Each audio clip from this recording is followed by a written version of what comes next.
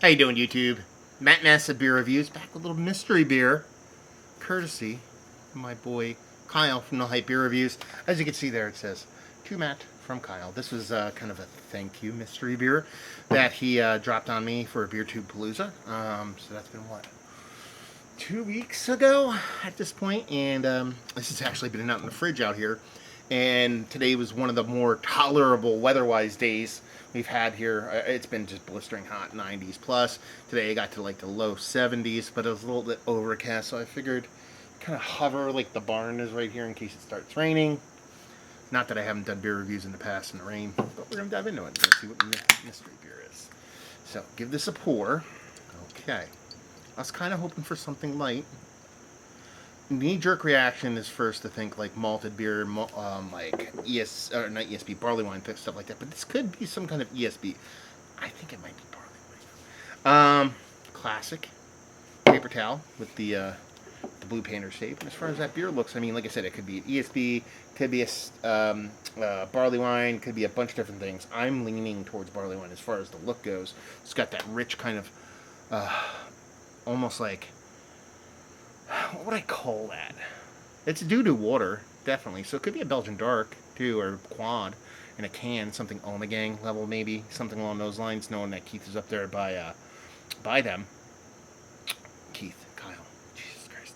Anyway, but that head, and how that head kind of comes off more like a malted malt bulb, makes me think it's a little bit bigger. Just a rich brown color beer, let's put it that way. Give it a whirl, give it a nose.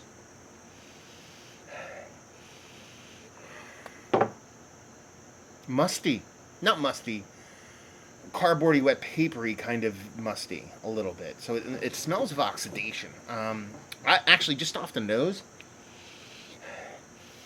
it smells like a really oxidized brown ale. That's the way it comes off. It's not a big beer.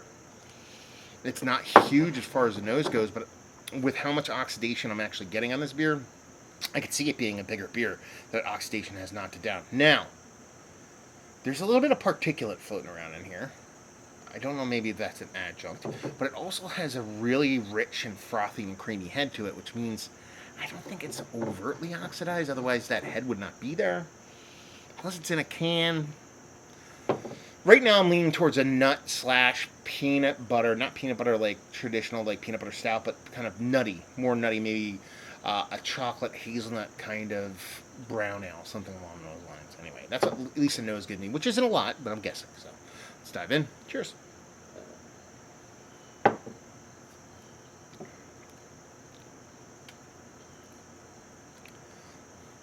the hell is this?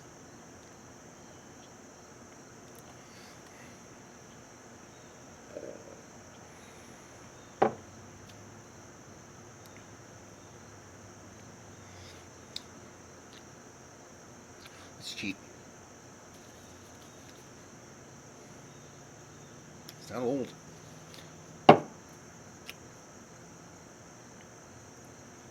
What is this? I have no idea what this is.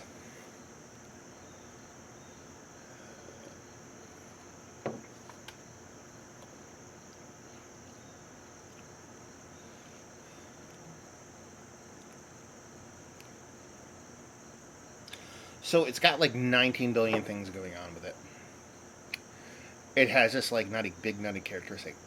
It stops short of being peanut butter, but it's big nutty characteristic. There's definitely some chocolate thing floating around in this. But there's also like a spiciness.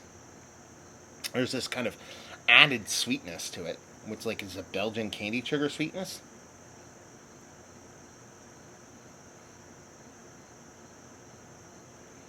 It's like it tastes like a chocolate hazelnut farmhouse Belgian double.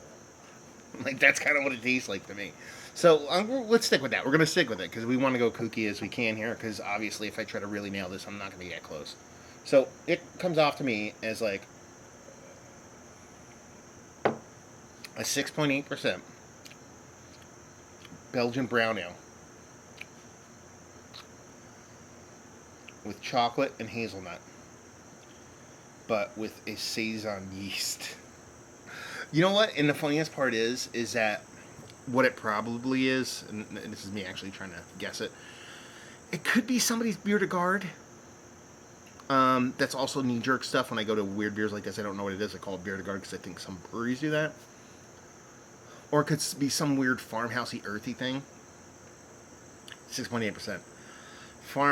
Dark farmhouse ale. I think that chocolate and nuttiness is all malt driven. I don't think there's an addition of that in there. So I don't think it's actual addition of chocolate and nuts. I think that's just the malts they use in this. And because of the way the yeast comes off,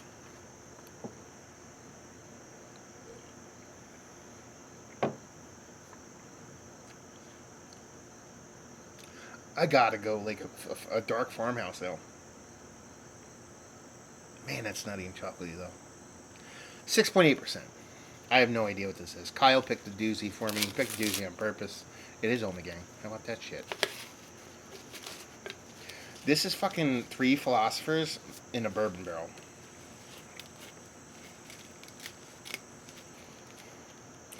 A blend of quadruple ale and Belgian Creek with cherries, aged in bourbon barrels. These got to be 13%, right? 9.5. It's not as big as I thought it would be. I don't get it, man. I honestly don't get it. I mean, it really does not. It tastes... I've had 3 philosophers before. I really like that beer. It's been a while since I've had it. The Creek portion of the show kind of gives it... just missed. Gives it its own kind of thing. So it's not generally just Belgian quad across the board. That explains what's going on here as far as like what kind of beer it is. But you're telling me this touched... If this was in bourbon barrels...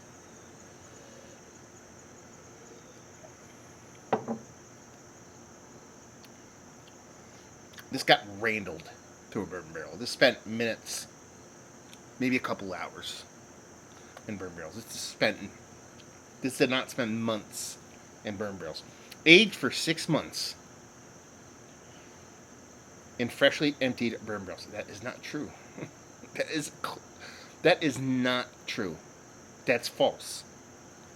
If they said 6 months in bourbon barrels, I could almost be like, okay, they were like 37th use bourbon barrels that they steam dried and was left with no barrel or bourbon left in it. Sure, but you're telling me if this is fresh bourbon barrels, this is some of the worst bourbon. This is like a 3-week-old bourbon then. So that's the only way they could not be lying here.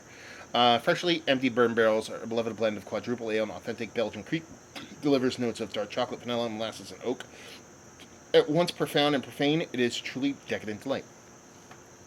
I've had this before on draft, I believe, and I liked it quite a bit, and it was quite a bit different from what I assume I'm getting here. No, what I'm getting here.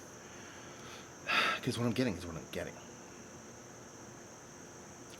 But you're telling me, I don't believe it. I'm not saying that is not what. Words hard. What they're saying is what's in here, but there's something. There's something because it doesn't even taste good. Goma Gang 3 Philosophers is good. There's no way you can turn that beer into this by bourbon barrel aging it for 6 months unless you accidentally put it in like a bourbon barrel that you kept sanitizer in or something. I don't know.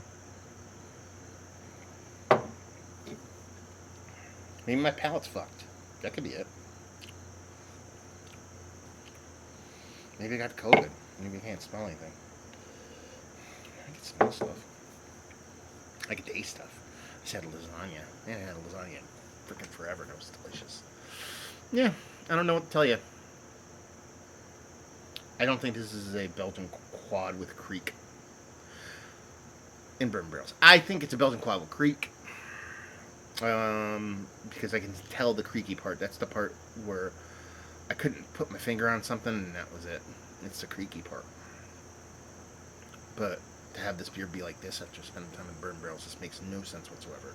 The only thing that makes sense is the oxidation part, that big oxidation thing from this beer. And with this beer being fresh, like it was canned. Is that a Best By date or a can date? It was canned in July, So it's only, we're almost in September, so it's less than 2 months old. I don't know. Fun mystery beer, though. Thank you very much, Al. Very cool. So let's talk about it. It's one of the better Belgian influenced beers as of late. No, it's one of the better Belgian quads as of late. No, blended Belgian quads. No, barrel aged quads. No, it's just mediocre at best. Not offensive, but just kind of just not worth really drinking, I guess. Um, Value availability on this, I think these probably go for what, Kyle? Probably like $8 a can, I'm guessing. You probably get a 4 pack of these for like mid-20s. That's my guess, maybe. And leave you with, if you like what we like this. If you like Belgian quads and creeks, but you want them on super mild terms, you like nuttiness, and you want the gentlest, most non-impactful bourbon barrel in the history of mankind, you'll like this. Otherwise, it's kind of... And I'm an Omegang fan, so that's not me just pooping on them because I felt like pooping on them. I actually really do enjoy them. So, but these always make for fun mystery beers. So thank you very much, Kyle. So there you go. Review in the books. Let me know if you've had this, especially this batch. So if you had this right around like canned in July of this year, let me know what you thought. Tell me I'm just off, or tell me I'm kind of on point. I don't know, because sometimes I think this beer is more what I said it is rather than what the beer is supposed to be, but that could just be me being pretentious me. Massive Beers, if you want to check me out doing the social media stuff, Beer Massif. If you want to check me out doing the whole podcasting thing. Hopefully you guys enjoyed your review. Hopefully enjoying a little bit of some mystery beers right now. Hope to see you next time. Cheers.